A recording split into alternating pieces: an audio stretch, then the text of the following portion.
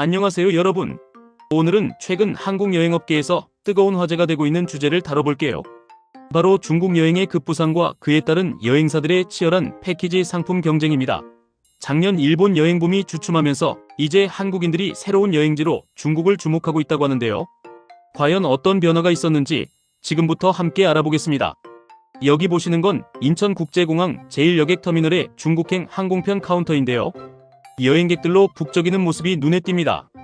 그 배경에는 바로 중국 무비자 정책이 있습니다. 지난해 11월부터 중국 정부가 한국인 여권 소지자들에게 무비자 입국을 허용하면서 중국 여행의 문턱이 확 낮아졌어요.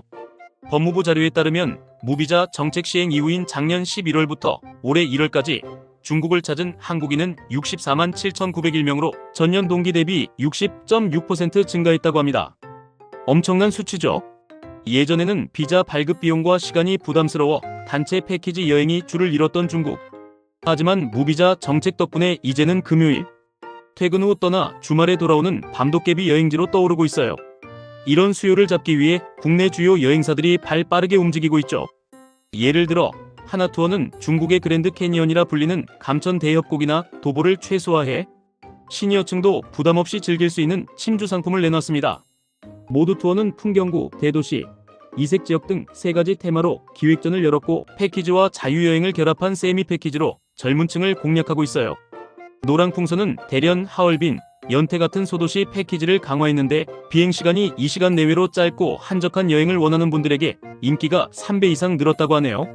한편 작년 한국인 882만 명이 방문하며 역대 최고치를 기록했던 일본은 올해 들어 주춤하는 모습이에요. 특히 2월에는 주요 여행사들의 일본 송출객이 크게 줄었어요. 하나투어는 일본 비중이 28%에서 23.7%로 하락했고 모두투어는 전년 대비 27.1% 감소했죠. 업계에서는 환율 상승과 일본의 숙박세 인상 등으로 여행 심리가 줄어든 게 원인 중 하나라고 보고 있어요. 반면 중국은 이런 틈새를 파고들며 새로운 대세 여행지로 떠오르고 있는 거죠. 3월 본격적인 봄 성수기에 접어들면서 여행업계는 중국 여행 수요를 잡기 위해 총력을 기울이고 있습니다.